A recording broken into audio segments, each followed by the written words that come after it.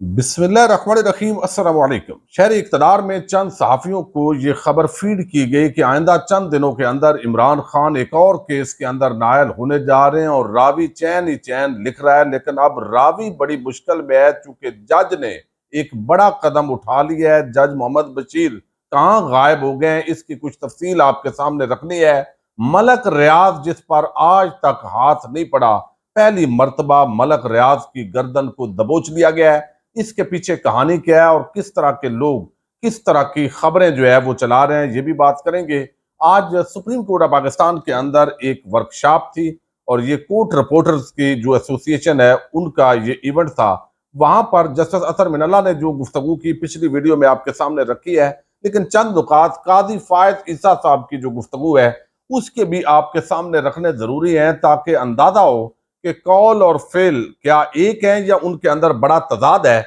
ये चीज पहले मैं आपके सामने रखने जा रहा हूं। जिन दोस्तों ने चैनल को सब्सक्राइब नहीं किया, अगर आप मुनासिब समझे तो सब्सक्राइब कर लें। और उसकी वजह यह है कि एक 1,500 शायद अब सब्सक्राइबर रह गए हैं। 3 लाख का हमारा हदफ जो है वो पूरा हो जाएगा। आज मोहतरम चीफ जस्टिस काजी फायद ईसा साहब चूंकि बड़े मोहतरम है, ज़ाहिर है चीफ जस्टिस ऑफ पाकिस्तान है और एक ऑलरेडी इन्वेस्टिगेशन टीम भी बन गई है JIT, और जो काजी साहब की तौहीन करेगा आइंदा उनके कंधे पे रख के तहरीक इंसाफ और उनके हामियों को जो है वो शायद कुचला जाएगा। अब इस वजह से काजी साहब हैं बड़े मोहतरम, लिहाजा काजी साहब ने आज जो गुफ्तगू शुरू की है तो अमरीकी कहावत से उन्होंने गुफ्तगू को शुरू किया है। और फिर उन्होंने बताया कि धूप के अंदर मेरी वालदा वो कपड़े सुखाती थी और ये सारी चीजें उन्होंने वहां पर बयान की हैं। लेकिन दूसरी तरफ जो है वो उन्होंने जो गुफ्तगू की उन्होंने अपनी अदलिया की कारकर्दगी बयान की है। कारकर्दगी के अंदर उन्होंने बताया कि अब जो केसेस आ रहे हैं उनसे ज्यादा हम फैसले कर रहे हैं। इंसानी हकूक की उन्होंने वहां पे बड़ा जिक्र किया कि अब लोग आके हम एक मॉन्यूमेंट वहां पे बनाएंगे और वहां तस्वीरें आके लोग बनाएंगे। फिर फुल कोड रेफरेंस नहीं हुआ, अब हमने बराह रास्त नशरियात जो है वो शुरू की हैं। तो ये सारी चीजें जो है वो उन्होंने बयान की हैं। अब यहां पर आप अंदाजा करें, आर्टिकल 19 का उन्होंने जिक्र किया और कहा कि आज़ादी इदारे राय का जिक्र जो है वो आइन के आर्टिकल 19 के अंदर मौजूद है, लेकिन 19A जो है वो शिक ऐड की गई और हर शख्स को मालूमात फराहम करने का हक है। तो अब किसी भी इदारे से कोई मालूमात मांगेगा तो वो इदारा उसको देगा और ना देने की वजूहात उसको बतानी होगी, और फिर अदालतों के दरवाजे तो खुले हैं। अब जो काजी साहब ने बुनियादी इंसानी हकूक, शहरी हकूक इनका जिक्र किया है, ये किताबी बातें तो है। सहाफियों का उन्होंने बताया कि आपका और हमारा काम सच जो है वो सामने लाना होता है। 4 साल से कबल फुल कोर्ट मीटिंग, फिर 53,105 मकाम इसी असरा में निपटाया गया। तो कारकर्दगी कुछ उन्होंने बयान की है। भाई ये सारे काम जो है वो आपने कल क्लैशनकोफ जो असला है बगैर लाइसेंस के हैवी असला, उस पर सो मोटो टाइप एक्शन आप ले रहे हैं, लेकिन आप इंसानी हकूक के भाषण भी दे रहे हैं, बातें भी कर रहे हैं। आपके फैसले पर तनकीद करने वाले उनको निशान इबरत बनाने के लिए JIT बना दी गई है।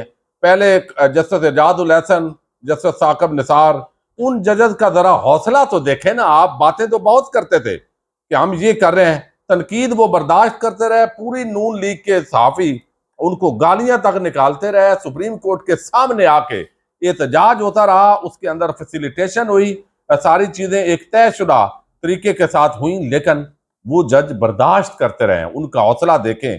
और आपने जो इस वक्त इंसानी हकूक की पामालियां हो रही हैं, लोगों को अगवा किया जा रहा है, इलेक्शन चोरी हो चुका है, एक खुली बदमाशी पाकिस्तानी अवाम के खिलाफ शुरू है, और इलेक्शन के नाम पे एक फ्रॉड नवाज शरीफ और जरदारी माफिया को कंबाइंड मुसल्लत करने का एक ड्रामा हो रहा है। और आप चुप करके इंसानी हकूक, भाई आप कर क्या रहे हैं? यानी आप तो कुछ कर ही नहीं रहे, आपकी इसमें दिलचस्पी नहीं है और आप ये चीजें कर रहे हैं। तो आपके काजी साहब के मुंह से मेरा ख्याल है बड़ा खुला तजाद है। और इंसानी हकूक का, औरतों को अंदर जिस तरह तरीके से जेलों में फेंका गया, फिर जो है वो घरों पर हमले किए गए, वर्दियों के अंदर अगवा कार वो पाकिस्तानियों के घरों में घुसकर उन्होंने तजलील की, माओ बहनों बेटियों की, और ऐसे लगता है कि अब उनको कोई पूछने वाला नहीं है। शुतर बेमुहार जिस घर पर चाहे हमला करें, कोई कानून उनको नहीं पूछ सकता। एक SHO chief justice of Pakistan से तकड़ा है, अदालती अहकामात को पांव तले रौंदा गया آئین اور قانون کو روندا گیا ہے۔ تو آپ نے عدالت کو بے توقیر کیا، آئین قانون کو بے توقیر کیا۔ کاش آپ یہ بتاتے آج تقریر کے اندر ایک S H O chief justice of Pakistan کے فیصلے کو یا عدالتوں کے فیصلے کو جوتے کی نوک پہ رکھ کے پاکستانی عوام کی جو گھروں کی حرمت کو پامال کر کے جو اس بے توقیری کر رہا ہے، تو آپ نے تو کسی ادارے کو چھوڑی نہیں ہے اس لیول پہ بے توقیری کی ہے۔ لیکن یہ اصل آپ کی کارکردگی تھی۔ بہرحال جو قاضی صاحب نے آج بیان نہیں کی، یہ بڑا افسوس ہے مجھے ان کو۔ وہ کہتے ہیں کہ ہمیں سچ بولنا ہے، کاش آپ یہ سچ بولتے۔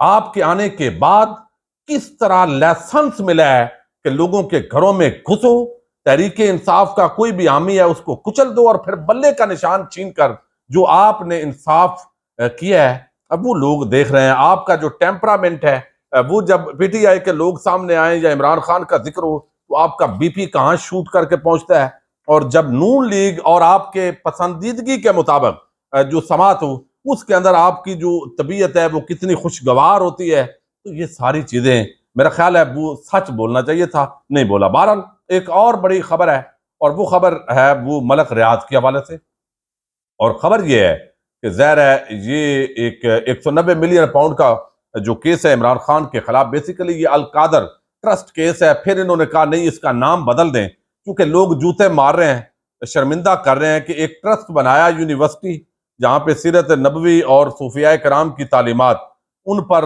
جو ہے وہ ظاہر ہے ٹریننگ ہونی ہے، نوجوانوں کو تیار کرنا ہے، تو اب لوگ کہیں گے کتنے بے شرم اور بے حیا ہیں کہ جہاں پہ ایون فیلڈ اپارٹمنٹ والوں کو چھوڑ دیا ہے، یعنی جنہوں نے کرپشن، ننگی کرپشن کی، ان سے سمجھوتے کیے ہیں، اور جو سارے محل سے لے کر مختلف ملکوں کے اندر جائیدادیں رکھتے ہیں، بھتہ جعلی بینک اکاؤنٹس کے دھندے کر رہے ہیں، ان کے ساتھ ڈیل کر کے ملک چلا رہے ہیں، اور یہ یونیورسٹی القادر ٹرسٹ چلانے پہ کیس بنا دیا، تو پھر اس کا نام بنایا گیا 190 ملین پاؤنڈ۔ اب یہاں پہ جو ہے وہ ہیڈ آف انویسٹیگیشن یہ ہیں زید گشکوری، اور خبر یہ ہے کہ بحریہ ٹاؤن اور ملک ریاض حسین کے تمام خاندان کے جو اثاثے ہیں، جائیدادیں ایک ہفتے میں منجمد کر دی جائیں۔ یہ عدالت نے آج فیصلہ دیا ہے، تمام بڑے دفاتر کی جائیدادیں بھی منجمد کر دی جائیں۔ پھر وہ بتاتے ہیں کہ ان تمام جائیدادوں کی تفصیلات حاصل کر لی ہیں، ان میں بحریہ ٹاؤن دفاتر، بحریہ سینما، بحریہ اسکول بلڈنگ، بحریہ مارکی اور بحریہ میڈیا ہاؤس بھی شامل ہے۔ عدالت نے ملک ریاض، علی ریاض ملک، فیصل سرور، ملک حبیب، سلمان خان کی تمام جائیدادیں اور بینک اکاؤنٹس منجمد کیے جا رہے ہیں، اور بحریہ ٹاؤن کی تمام گاڑیاں، بینک اکاؤنٹس، دفاتر کی جائیدادیں بھی منجمد کی جائیں گی۔ نیب کی ٹیم بحریہ ٹاؤن کے تمام اثاثوں کو اپنی تحویل میں لے گا۔ عدالت نے کمرشل بینکوں کو ہدایت کی تھی کہ وہ ان کے کھاتوں کو منجمد کریں اور لین دین یا سرمایہ نکالنے کی اجازت نہ دیں۔ عدالت نے ان ملزمان کی ملکیتی جائیدادوں سے کرائے کی آمدنی حاصل کرنے کے لیے نیب کے ایک ایڈیشنل ڈائریکٹر کو بطور ریسیور مقرر کیا ہے۔ احتساب عدالت کے حکام کے مطابق تمام بینک اکاؤنٹ، رینٹل آمدنی اور اثاثوں کے تمام ملکیت نیب کو چلی جائے گی۔ نیب کی ٹیم 7 دنوں کے اندر احتساب عدالت میں عمل درآمد رپورٹ پیش کرے گی۔ اب یہ وہ کہتے ہیں بحریہ ٹاؤن کی انتظامیہ سے رابطہ ہم نے کیا ہے تاکہ ان کا موقف سامنے آئے۔ پیغام چھوڑنے کے باوجود بحریہ ٹاؤن کی انتظامیہ نے جواب جمع نہیں کروایا، تو ظاہر ہے ملک ریاض کی تمام پراپرٹیز، عام جگہ وہ منجمد ہیں۔ اب اس کے اندر کہانی بہت ساری ہے، ظاہر ہے یہ سارا کچھ واپس ہو جانا ہے، اتنی کسی کی وہ نہیں ہے۔ اب اس کو ایک اس طریقے سے ضرور پھیلایا جا رہا ہے بیانیے کو کہ ملک ریاض پر پہلی مرتبہ ہاتھ ڈالا گیا ہے، اکراس دی بورڈ احتساب ہو رہا ہے، اور جو حکومتی صحافی ہیں یا جو ٹاؤٹ جن کو کہا جاتا ہے وہ اس وقت بھنگڑے ڈال رہے ہیں، بھائی کچھ بھی نہیں ہونا، ملک ریاض جو ہے اس کو کچھ نہیں ہوگا، اور ملک ریاض کے اثاثوں کوئی بھی ہو اس طرح ڈیولپر اور ہونا بھی نہیں چاہیے، اور جہاں کوئی غلط ہے، غیر قانونی ہے، اس پہ کریں۔ لیکن کہا جاتا ہے کہ عمران خان کے خلاف انہوں نے بیان دینے سے انکار کیا، اور اس انکار کا اب ان کو بھی جو ہے وہ جس طرح کا بیان چاہتے ہیں، ظاہر ہے بیان تو اپنی مرضی کا چاہیے ہوتا ہے، تو وہ بیان اس طرح کا نہیں دے رہے۔ ممکن ہے جو پریشر ڈالا جا رہا ہے اس کے ذریعے وہ مان جائیں، تو اس کے بعد گھٹنوں کے بل یہ ملک ریاض کا سارا کچھ واپس ہو جائے گا۔ اب دوسری طرف جو ہے وہ ایک اور چیز ہے، اور اس کا تعلق جج محمد بشیر کے ساتھ ہے۔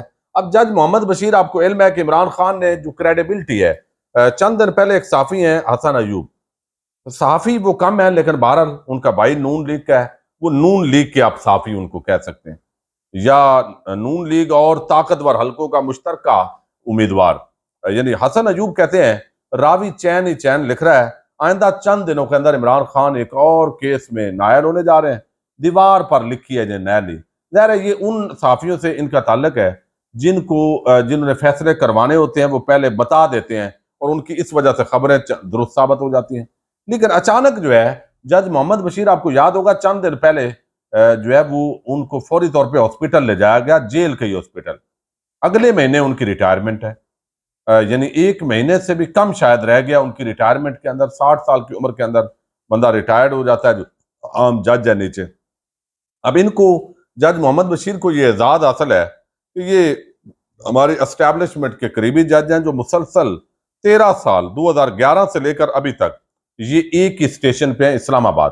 نواز شریف، مریم نواز، پھر جو ہے وہ یوسف رضا گیلانی، پرویز اشرف، پھر یہ عمران خان صاحب، یہ 5 جو ہے نا وہ یا 4 وزیر اعظم، ان کی عدالتوں کے اندر یہ سماعتیں ہوتے رہی ہیں اور انہوں نے نواز شریف کو سزا دی، انہوں نے نواز شریف کو بری کیا. یعنی جب جو وہ یعنی پنڈی جو ہے اس کے مطابق یہ ان کے بارے میں رائے ہے کہ یہ چلتے ہیں. اب یہاں پہ عمران خان کو اب سزا انہوں نے دینی تھی. ایک تو کہا جا رہا ہے کہ ان پر دباؤ تھا اور انہوں نے کہا کہ میں ویسے ہی بندے نے ریٹائرمنٹ کے بعد اب کیا کرنا ہے، لوگ جوتے ماریں گے. یعنی جوتے سے مراد ہے ایک بندے کی عزت نہ ہو اور مزید وہ خوار ہو. تو انہوں نے کہا کہ بھئی میں عمران خان کا فیصلہ نہیں سناتا، میں اللہ کے حوالے ہوتا ہوں، پچھلے جانے اور وہ جانے. اب جو راوی ہے وہ بڑی مشکل میں پھنس گیا اور یہ جینون بیمار ہے، بہانہ نہیں ہے. کیونکہ یہ بتایا گیا کہ چند دن پہلے چونکہ ہاسپٹل یہ گئے، ایڈمٹ رہے اور پھر انہوں نے اتنی تابعداری دکھائی تھی کہ ان کی ایک ڈیتھ ہو گئی تھی قریبی، ہمشیرہ شاید فوت ہوئی تھی اور دوسرے دن نواز شریف آیا ہے تو اس کے لیے ان کو عدالت پہنچنا پڑا. اتنا تابعدار جج ہیں یہ، اتنی ڈیوٹی یہ پرفارم کرتے ہیں. لیکن اب انہوں نے درخواست دے دی ہے جو ہے وہ اسلام آباد ہائی کورٹ کو بھی اور دوسری طرف بھی، اور انہوں نے بتایا جی میں اب ریٹائرمنٹ تک میری چھٹی منظور کی جائے، میں اب سماعت نہیں کر سکتا، میری صحت اجازت نہیں دیتی. اب ان کی ظاہر ہے جو ہے وہ ریٹائرمنٹ تو وقت پہ ہونی ہے. عمران خان کی جو 190 ملین پاؤنڈ کے اندر توشہ خانہ کے اندر نیالی ہے، وہ چیلنج ہے، وہ جب ہٹ جائے گی تو ظاہر ہے الیکشن بھی عمران خان لڑ سکتے ہیں اور ضمانت بھی. تھوڑا سا بھی کوئی جج قانون اور آئین پر چلے گا، سپریم کورٹ میں چیلنج ہے اور وہ ضمانت بھی ہو جائے گی. اب ان کیسز کے اندر جو ہے وہ ایک توقع تھی کہ ان کی نیالی ہو تو عمران خان جو ہے 8 فروری سے پہلے ان کو ضمانت پر رہا نہیں ہونے دیا جائے گا. لیکن اب قانونی طور پر اس طرح کے کیسز نہیں ہے جس کی وجہ سے ان کو رکھا جائے، چونکہ اکٹھی گرفتاریاں ہیں اور ان کی چل رہی ہے ضمانت. لیکن دوسری طرف نیالی ان کی اب خطرہ 8 فروری سے پہلے جو کسی اور کیس کے اندر نیالی بتائی جا رہی تھی وہ ٹل گیا خطرہ، اور اب یہ وہ چھٹی پہ جا رہے ہیں. 1 مہینہ وہ چھٹی کریں گے، اس کے بعد جو ہے اگر ان کی درخواست منظور ہوتی ہے، ممکن ہے منظور نہ ہو، راوی مشکل میں پڑ گیا تو اس نے کہنا ہے بھائی مرتا ہے یا زندہ ہے، جج صاحب آنا ہے آپ نے ڈیوٹی پہ اور یہ کام تو کر کے جانا ہے. لیکن بہرحال وہ مشکل میں ہے، پریشان ہے، یا دباؤ کا بھی شکار ہے اور ساتھ بیمار بھی ہیں، دونوں چیزیں بھی ہو سکتی ہیں. کوئی بھی فیکٹر ہے تو انہوں نے چھٹی کی درخواست دی ہے. جج صاحب لمبی چھٹی جانا چاہتے ہیں اور اب اگر یہ منظور ہو جاتی ہے تو 1 مہینہ تقریباً ان کا یا 3 ہفتے رہ گئے ہیں. تو عمران خان کی مزید کسی کیس کے اندر جو نیالی ہے اس کا خطرہ بہرحال ٹل گیا ہے. راوی اب کیا کرے گا یہ اگلے 24 سے 48 گھنٹے میں خبر آ جائے گی. اجازت دیجیے گا. پاکستان زندہ باد، پاک فوج پائندہ باد.